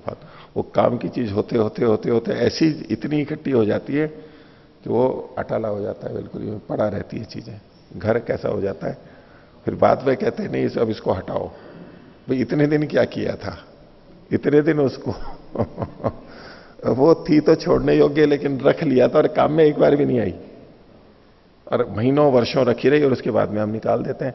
तो जो छोड़ने योग्य है उसको अप्रतिहातव्य हम समझ लेते हैं, हमारा ज्ञान है। आगे प्रवृत्तो नास्ति कर्म, प्रवृत्ति के विषय में, दुख जन्म प्रवृत्ति, प्रवृत्ति कर्म या धर्म कर्म के विषय में कि नास्ति कर्म, कर्म नाम की कोई चीज नहीं होती है, और नास्ति कर्म फलमिति, और कर्म फल भी कुछ नहीं होता है। क्या है कर्म, कर्म कर्म फल, यूं ही बोलते रहते हैं कर्म कर्म फल।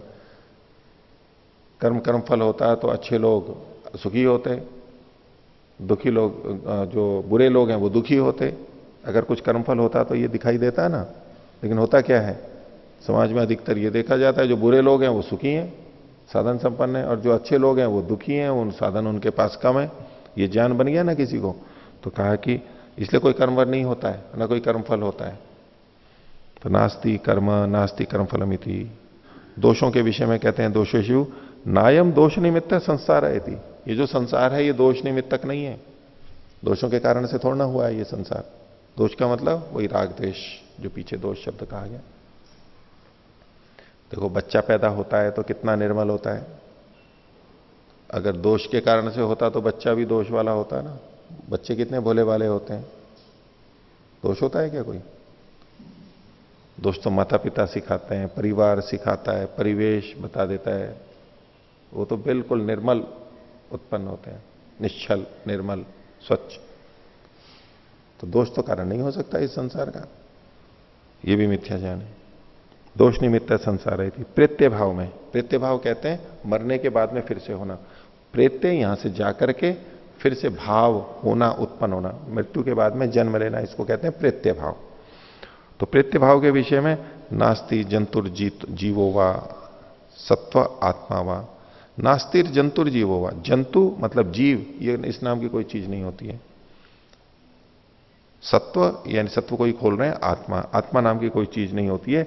यह प्रेया जो यहां से जाए, भाई अगर प्रेत्य भाव मानेंगे, मृत्यु हुई और यहां से जाके फिर जन्म लिया, तो यहां से जाने वाला कोई ना कोई तो होगा, क्योंकि शरीर तो यहीं छूट गया है, तो शरीर तो गया नहीं वहां पर, शरीर तो यहीं छूट गया। तो यहां से जब कहते हैं यहां से चल करके वो दूसरी जगह गया, तो कोई जाने वाला तो होगा। वो जाने वाला कौन है? बोले आत्मा। बोले नहीं, ऐसी कोई आत्मा नहीं होती है जो कि मरने के बाद यहां से वहां जाए।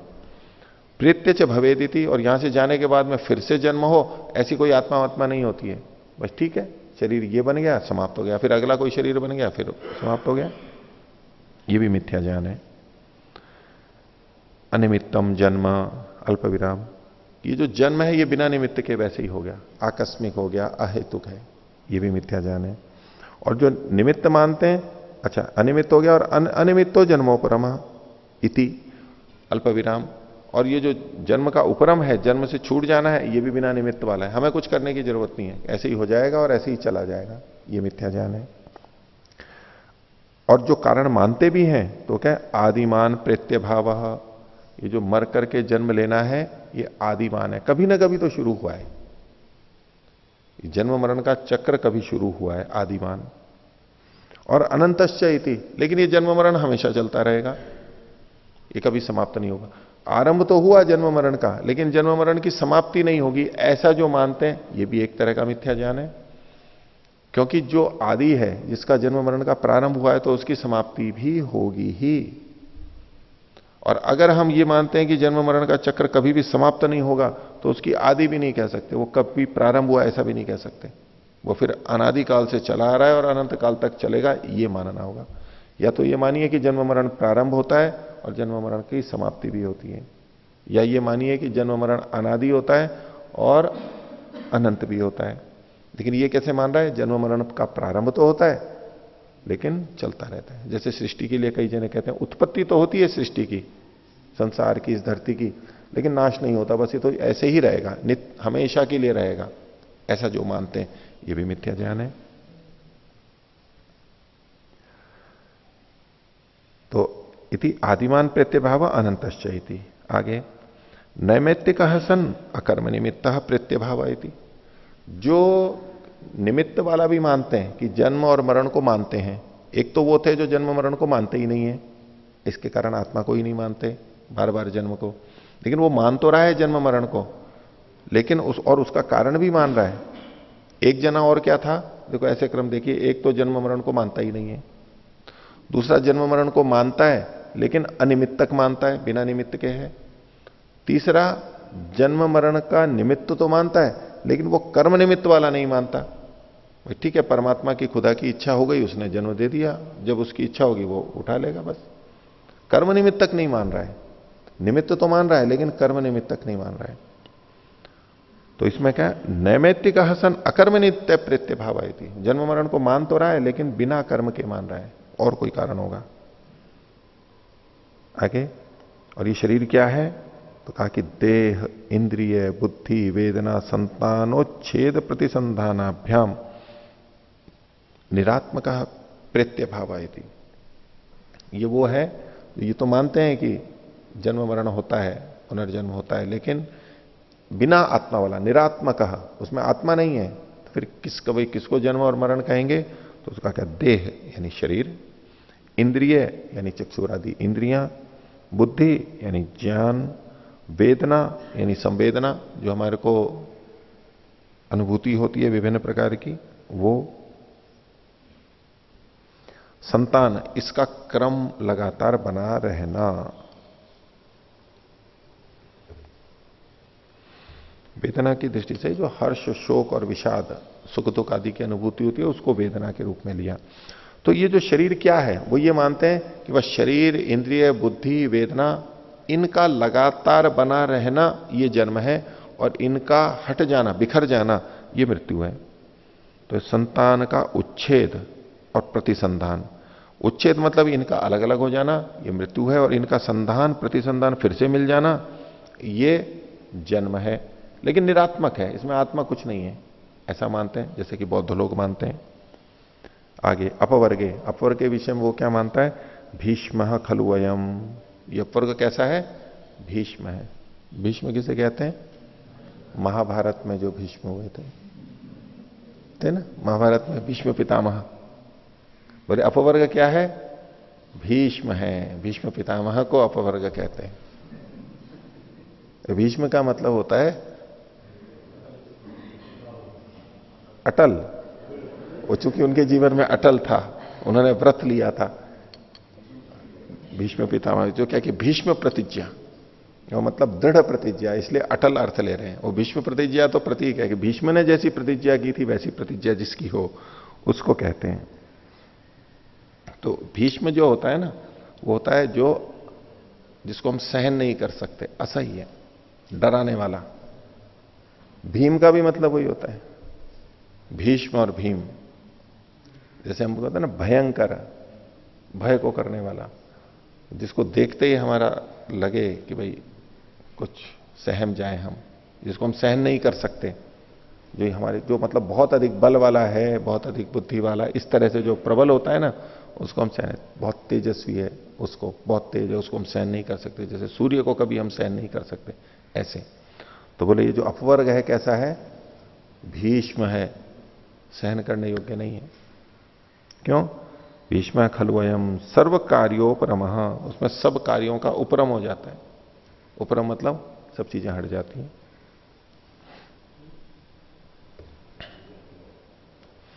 इसके लिए सब कार्यों के उपरम में अलग अलग अर्थ किए जाते हैं। उदयवीर जी का ने तो यहां इसका कार्य का मतलब प्रगति लिया है। सब प्रगति रुक जाती है वहां पर। इस संसार में रहते हैं तो कोई ना कोई प्रगति होती है ना। ये मकान बनाया, कभी यहां पर एक कमरा और बनाया, और कभी एक गाड़ी ली, और ये पौधा लगाया, और कुछ और कपड़े लिए, कुछ ना कुछ प्रगति होती रहती है ना धन की। मुक्ति में क्या प्रगति होती है? बोले कि कोई प्रगति नहीं होती है। दूसरा, सब कार्यों का उपरम हो जाता है। कार्य मतलब ये कार्य जगत, वहां कोई निर्मित चीजें ही नहीं है। जिए कुछ जीना है तो कुछ ना कुछ तो चीजें चाहिए ना। अब मुक्ति में ये कोई चीज ही नहीं है, न घड़ा है, न कमरा है, न कुछ नहीं है, न कपड़ा लत्ता, कुछ भी नहीं है। तो ये कार्य सब कार्यों का उपरम हो गया, वहां से तो हटा दिया। अब हमारे से थोड़ी सी चीज भी छीन लेते हैं तो दुख होता है, और मुक्ति में ये सारी चीजें छीन ली हमारे से तो क्या होगा वहां पर?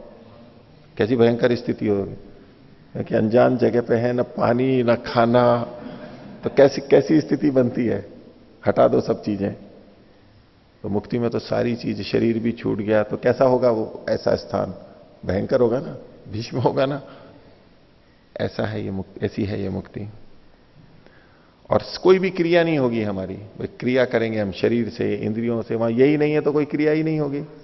हमें नहीं चाहिए ऐसा अपवर्ग। जो अपवर्गों को ऐसा सोचते हैं, ये मिथ्या ज्ञान बताया जा रहा है मुक्ति के बारे में। अपवर्गो भीष्म खलु वयम सर्व कार्योपरमा सर्व विप्रयोगे अपवर्गे। ऐसा अपवर्ग जिसमें सबका विप्रयोग होगा। प्रयोग मतलब हम उसको जिसका उपयोग करते हैं, वापरते हैं। विप्रयोग वो हट जाते हैं। विप्रयोग होता है प्रिय वस्तुओं का छूटना। जितनी हमारी प्रिय वस्तुएं थी वो सब की सब मुक्ति में छूट जाने वाली हैं। सब का विप्रयोग हो जाएगा। शरीर हमारा प्रिय था, वो नहीं है। बेटे बेटी हमारे प्रिय थे, पति पत्नी प्रिय थे, माता पिता प्रिय थे, गुरुजन प्रिय थे, सबके सब छूट जाएंगे। घर संपत्ति सबका जिसमें विप्रयोग होगा, प्रिय चीजें सारी हट जाएंगी। ऐसा जो ये अपवर्ग है उसमें बहु भद्रकम लुप्यते। बहुत अच्छी अच्छी चीजें जहां पर लुप्त हो जाती हैं। भद्र मतलब कल्याण।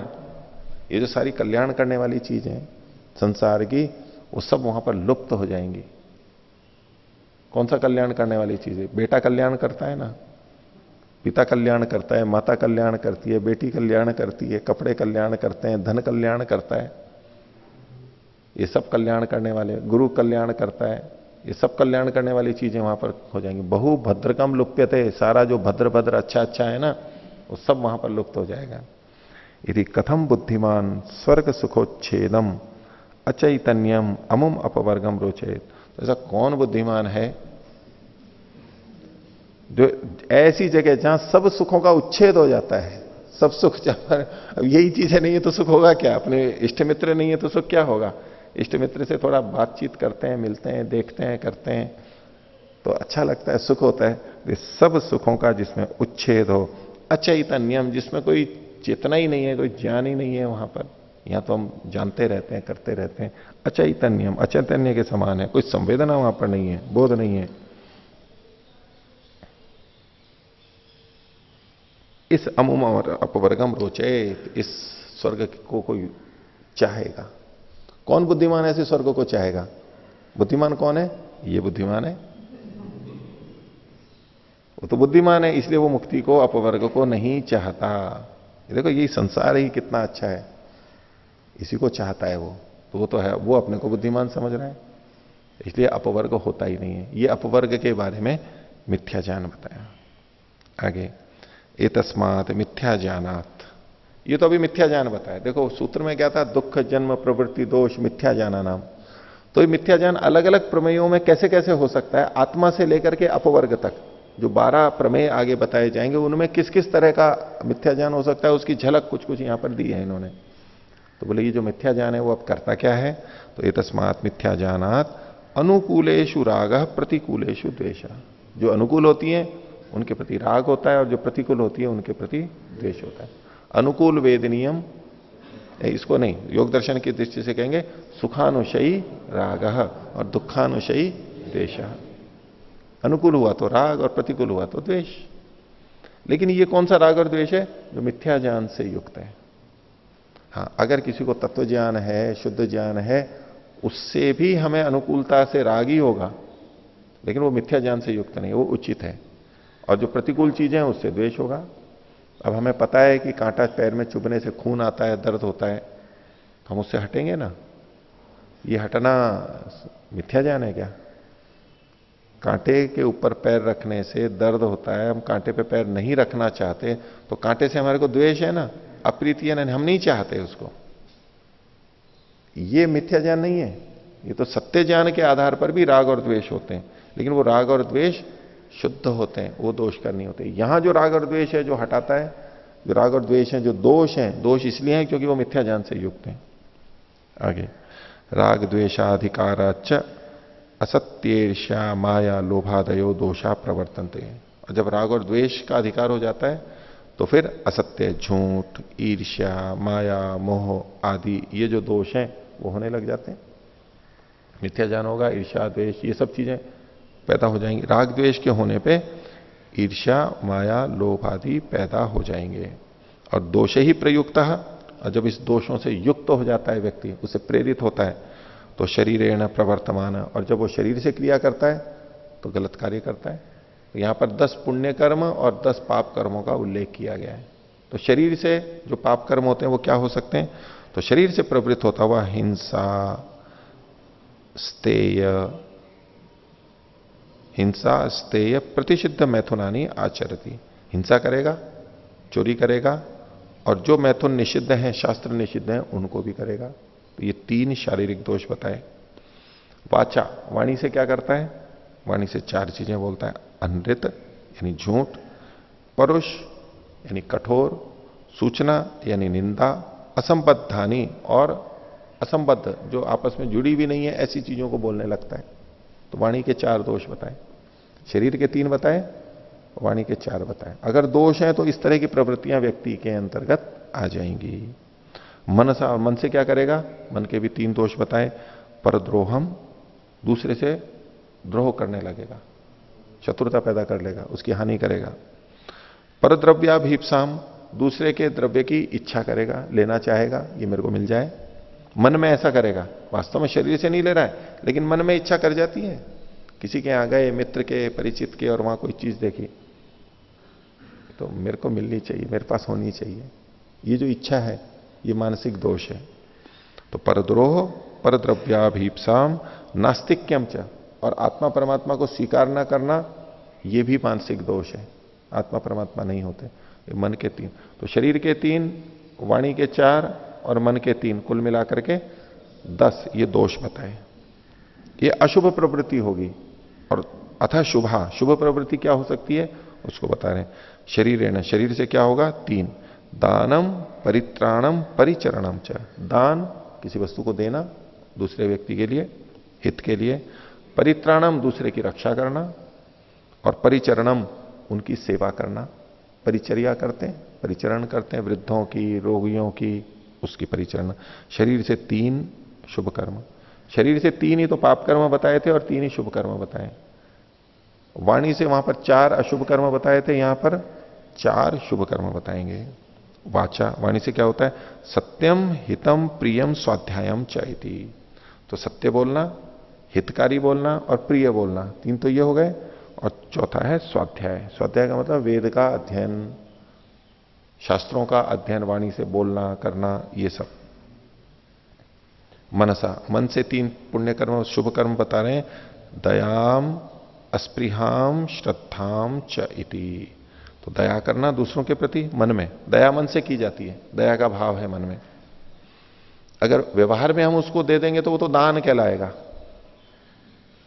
दया से वशीभूत होकर के दया करते हुए हम दूसरे को दे भी देते हैं तो वो तो दान हो गया, दान शरीर से हो गया। लेकिन मन में जो भाव होता है दूसरे के हित के लिए, दूसरे की स्थिति को देकर, वो दया, मानसिक भाव। अस्पृहा, स्पृहा कहते हैं चाहना को, मेरे को ये मिल जाए, मेरे को ये मिल जाए, मेरे को ये मिलना चाहिए, इसको कहते हैं स्पृहा। और अस्पृहा, उनकी इच्छा नहीं होना, ठीक है मेरे को नहीं चाहिए, मेरे को कोई आवश्यकता नहीं, उसके प्रति लालसा, लगाव, आकर्षण, सांसारिक वस्तुओं के प्रति जो लोभ युक्त होता है वो अस्पृहा कहलाती है। लेकिन वो संसार के सुखों को छोड़ नहीं पा रहा है, उसके मन में इच्छा बनी हुई है अभी भी, मेरे को संसार का ये सुख मिल जाए, मेरे को संसार का ये सुख मिल जाए। तो अस्पृहाम, और नहीं, अस्पृहा का मतलब उसको न चाहना। स्पृहा का मतलब है चाहना और अस्पृहा का मतलब है न चाहना। ये जो एक स्थिति, एक वैराग्य की स्थिति बन रही है, ये मन का गुण है। और श्रद्धाम च इति, और श्रद्धा होना। श्रद्धा मतलब किसी वस्तु के प्रति एक अच्छा भाव मन में के अंदर रहना।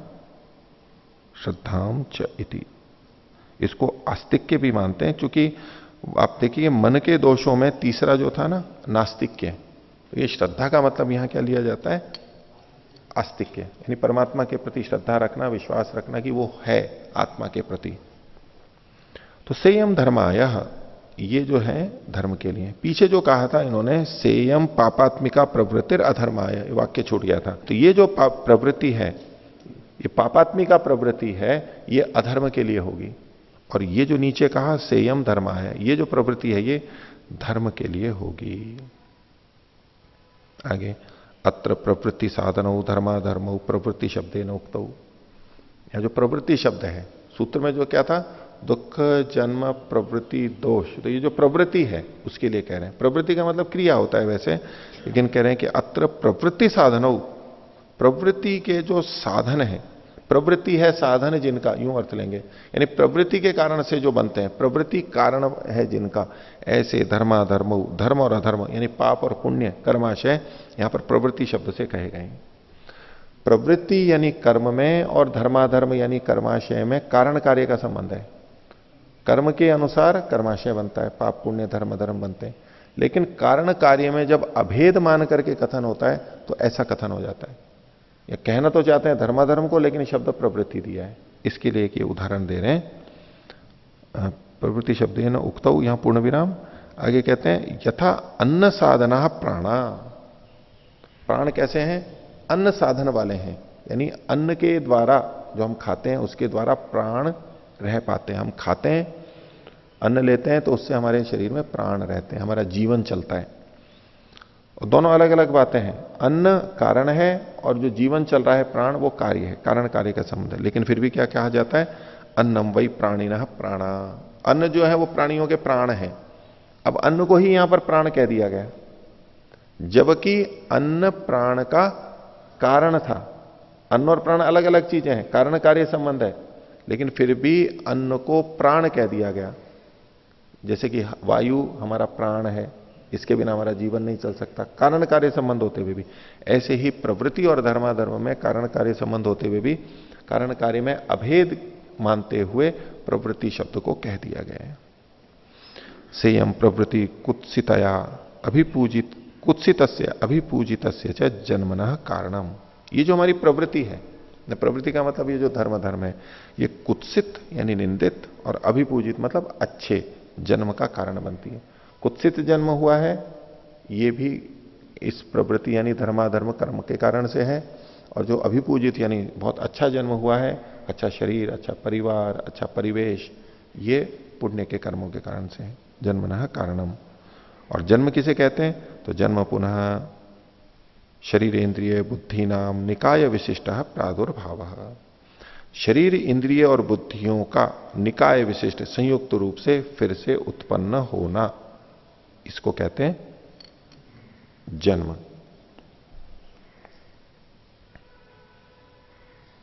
तो ये जो मिलकर के बनते हैं प्रादुर्भाव, इसमें इन्होंने आत्मा को नहीं लिया है, क्योंकि आत्मा तो नित्य है, लेकिन शरीर इंद्रिय बुद्धि इसके निकाय विशिष्ट का जो फिर से उत्पत्ति हो रही है, आत्मा तो आएगी ही वहां पर, लेकिन इसका जो ये समूह बना है इसको जन्म कहते हैं। और तस्मिन सति दुखम, और ये जो जन्म हुआ है तो उसके होने पर दुख होगा। और वो दुख क्या है? तत्पुनः प्रतिकूल वेदनीयम बाधा पीड़ा तापा इति। दुख क्या है? जो प्रतिकूल वेदना है, वेदना मतलब संवेदना, बाधना, बाधा हो रही है, पीड़ा हो रही है, ताप हो रहा है, तप रहे हैं हम, उससे कष्ट को प्राप्त कर रहे हैं, इसे दुख कहते हैं। त इमे मिथ्या जानादयो दुखांता धर्मा अविच्छेदेनैव प्रवर्तमाना संसार इति। संसार क्या है उसका एक लक्षण दे दिया कि ये त इमे मिथ्या जानादयो, जो मिथ्या ज्ञान आदि हैं, मिथ्या ज्ञान का मतलब दुख जन्म प्रवृत्ति दोष और मिथ्या ज्ञान, ये सब के सब। मिथ्या ज्ञान जिसमें प्रारंभ में है और दुख जिसके अंत में है। मिथ्या ज्ञान होगा और दुख की अंत में प्राप्ति होगी, ये जो पूरा क्रम है। सूत्र में तो आदि में दुख है, लेकिन वैसे क्रम की दृष्टि से देखेंगे तो पहले मिथ्या ज्ञान होगा और फिर दुख अंत में आएगा। तो ये जो मिथ्या ज्ञान आदि में है जिसके और दुख जिनके अंत में है, ये जो धर्म है ये अविच्छेद नहीं प्रवर्तना, अविच्छेद रूप से जब प्रवृत्त होते हैं लगातार एक के बाद ये, कभी ये कभी वो क्रम से चलते रहते हैं, ये ही संसार है। यानी संसार है तो ये सारी चीजें चलती रहती हैं, जीवन में चलता रहता है। और आगे यदा तु तत्व ज्ञानात मिथ्या ज्ञानम अपैति, तत्व ज्ञान से जब मिथ्या ज्ञान हट जाता है, तदा मिथ्या ज्ञाना पाए दोषा अपयंती। अब उस क्रम को बता रहे हैं, मिथ्या ज्ञान के हटने पे, जब मिथ्या ज्ञान हटता है तो मिथ्या ज्ञान के हटने पे दोष भी हट जाते हैं। दोषा पाए प्रवृत्ति रपयती, दोष के हट जाने पर प्रवृत्ति यानी धर्माधर्म हट जाते हैं।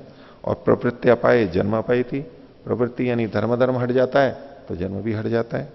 और जन्मा पाए दुखम अपयती, जन्म हट जाता है तो दुख भी हट जाता है। दुखा पाए च आत्यंतिको अपवर्गो निश्रेय समिति, और दुख का पूरा छूट जाना यही आत्यंतिक रूप से दुख के हट जाने पर अपवर्ग होता है, इसी को निश्रेयस कहते हैं। सूत्र में जो कहा था उत्तरोत्तरा पाए तदनंतरा पायात अपवर्ग, उसको यहां पर इन्होंने व्याख्या में बताया। आगे तत्व ज्ञानम तो खलु मिथ्या ज्ञान विपर्ययेण व्याख्यातम, तत्व ज्ञान क्या होता है, वो मिथ्या ज्ञान के विपरीत व्याख्या की गई। मिथ्या ज्ञान के विपरीत जो होता है वो तत्व ज्ञान कहलाता है। कैसे, अब उसको बता रहे हैं। पीछे मिथ्या ज्ञान के उन्होंने कुछ उदाहरण देके बताए थे आत्मा के बारे में, ये अब जो तत्व ज्ञान है उसको यहां पर बताया जा रहा है। आत्मनि, आत्मा के विषय में तावत अस्ति थी, आत्मा है, ये तत्व ज्ञान है। अनात्मनि अनात्मेति, जो आत्मा नहीं है उसको आत्मा नहीं समझना, अनात्मा जड़ को जड़ समझना। एवं दुखे अनित्ये अत्राणे सभये जुगुप्सिते हातव्य च यथा विषयम वेदितव्यम, पीछे जो उन्होंने यही बातें कही थी, तो दुख में दुख को दुख समझना, अनित्य को अनित्य समझना, अत्राण को अत्राण समझना, सभय को सभय समझना, जुगुप्सित को जुगुप्सित करना, हातव्य को हातव्य समझना, ये यथा विषय समझ लेना चाहिए। आगे प्रवृत्ति के विषय में कह रहे हैं अस्थि कर्म, कर्म होते हैं, और अस्थि कर्म फलम इति, और कर्म का फल भी होता है, कर्माशय होता है उसका फल भी होता है। दोषेशु, दोष के विषय में क्या कहना है, दोष निमित्तो अयम संसार है इति, ये संसार दोष के कारण से है, दोष है तो ये संसार है, दोष नहीं है तो संसार नहीं होगा ये। इति प्रेत्य भावे खलु अस्ति जंतुर्जीव सत्व आत्मा वा, प्रेत्य भाव के विषय में तत्व ज्ञान क्या है कि नहीं, कोई जीव जंतु सत्व यानी आत्मा है, यह प्रयात भवेदिति, जो इस शरीर से जाने के बाद में फिर से जन्म लेता है, कोई वो तत्व है शरीर के नष्ट होने पर जो नष्ट नहीं होता, चलता रहता है, वो आत्मा है, ये तत्व ज्ञान हुआ। और निमित्तवत जन्म और निमित्तमान जन्मोपरमा इति, तो ये जन्म जो है ये निमित्त वाला है, कारण से होता है, और जन्म का जो उपरम है, जन्म का छूट जाना है, वो भी कारण से होता है, अकारण दोनों में से कोई भी नहीं, ये भी तत्व ज्ञान है। अनादि प्रत्यय भावो अपवर्गांता इति, ये जो प्रत्यय भाव है, जन्म मरण का चक्र है, ये अनादिकाल से चला है, हमारे को पता नहीं है कब से है, और अपवर्गांता मुक्ति की प्राप्ति पर यह जन्म मरण का चक्र समाप्त हो जाता है। नैमित्तिक सन प्रत्यय भाव प्रवृत्ति निमित्ता इति, ये जो प्रत्यय भाव है जन्म मरण, ये नैमित्तिक है, लेकिन नैमित्तिक कैसे है, तो प्रवृत्ति निमित्त वाला है। प्रवृत्ति किसे कहते हैं, कर्म को, प्रवृत्ति को उन्होंने बोला ना धर्माधर्म, यानी कर्माशय निमित्त वाला है। इति सात्मक सन, आत्मा सहित होते हुए, शरीर देह इंद्रिय बुद्धि वेदना संतानोच्छेद प्रति संतानाभ्याम प्रवर्तते थी, तो देह इंद्रिय बुद्धि वेदना इनके क्रम के संतान के उच्छेद होने पर और जुड़ने पर ये जन्म मरण होते हैं।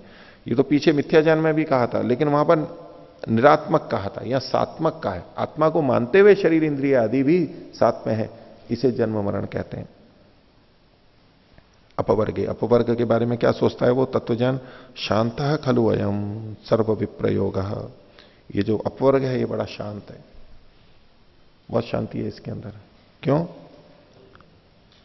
सर्व विप्रयोग, इस सब चीजों का वहां पर विप्रयोग हो जाता है, ये जो झंझट के जो कारण है ना, दुख के कारण है, वो सारे के सारे वहां पर हट जाते हैं, इसलिए शांत है। सर्व विप्रयोग, इसी को आगे खोल रहे हैं।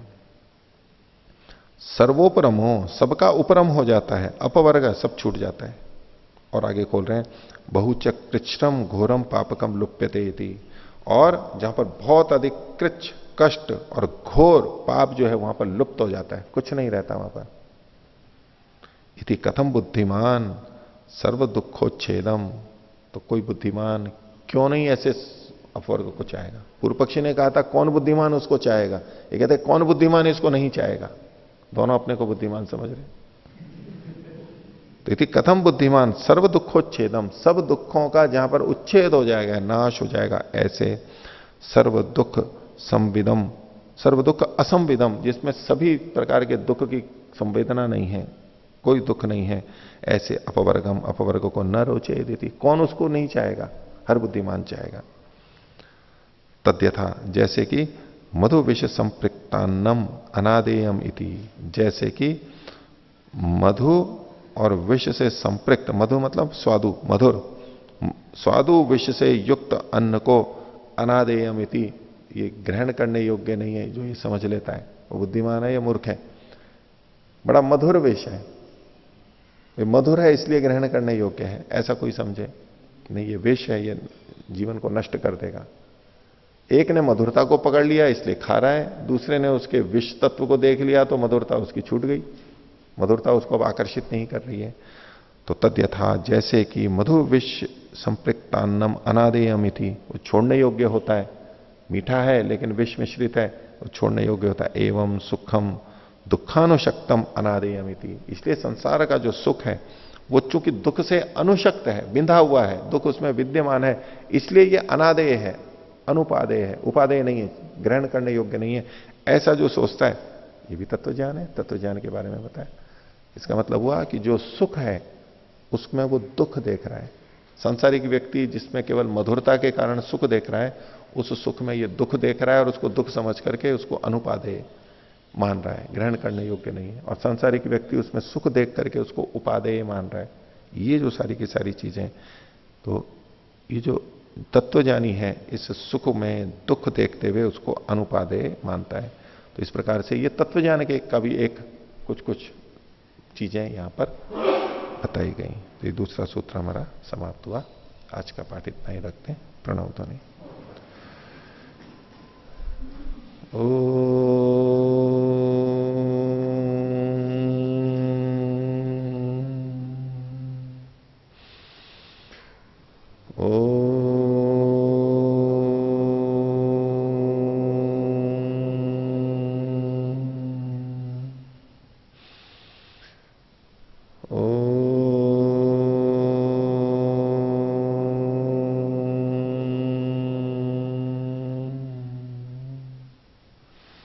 सभी को सादर अभिवादन। ओम शांति।